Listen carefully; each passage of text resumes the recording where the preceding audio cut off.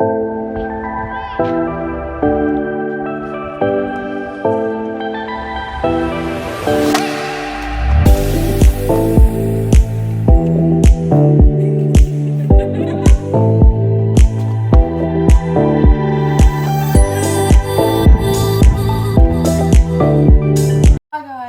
back to our channel.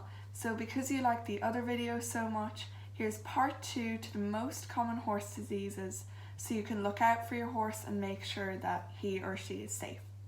So I'll be giving you the signs, the symptoms and possible treatment. I'd just like to add that I'm not a vet, I'm not a professional.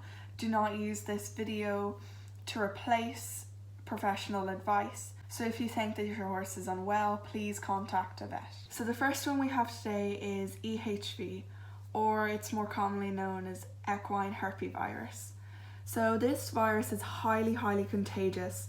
Your horse can get it from being in contact with other horses with it, or from contaminated utensils such as feed buckets or water buckets. Symptoms include respiratory issues, abortions in pregnant mares, and occasionally death in young horses. You can prevent this virus from getting a vaccine for your horse every couple of months. The next one we have is sleeping sickness. This is transmitted by mosquitoes and is often very deadly. The disease attacks the nervous system and the brain. The majority of horses don't survive from this, but the ones who do suffer permanent damage. Symptoms include loss of appetite, compulsive behaviour, and walking blindly into objects. The eastern strain is the most brutal one of them all, killing up to 75 to 100% of horses that it infects. You can prevent this disease by vaccinating your horse every couple of months. The next one we have is EIA. This is a highly contagious and very fatal disease that is transmitted through blood, so through horseflies, deerflies, or mosquitoes. The horse has no symptoms and there is no effective treatment or cure for this, but the horse still remains contagious for life. The only accurate way to tell if your horse has this disease is the Cognins test.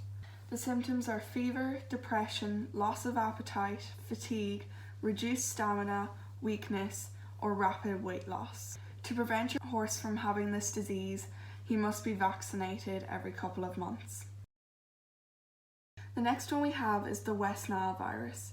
Your horse gets this virus from various species of mosquito or bird. When he has it, it causes inflammation to the brain and spinal cord.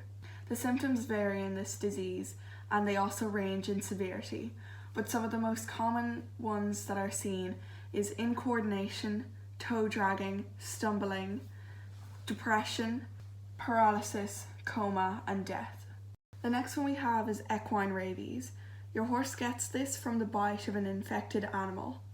The most common animals to affect horses are raccoons, bats, skunks, foxes, and coyotes.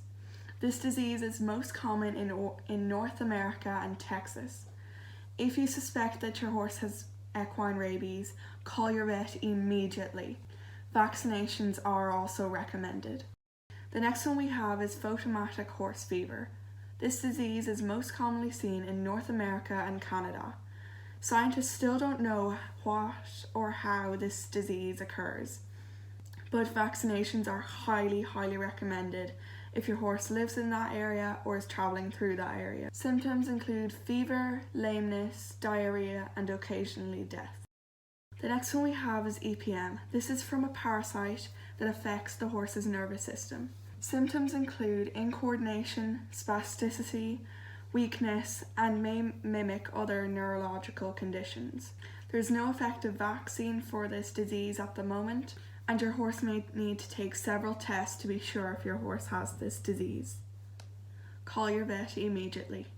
Well guys, I hope you learned something from this video and I hope you found it helpful. If you did, please like and subscribe and comment down below for new ideas for videos or vlogs. And we'll see you next week.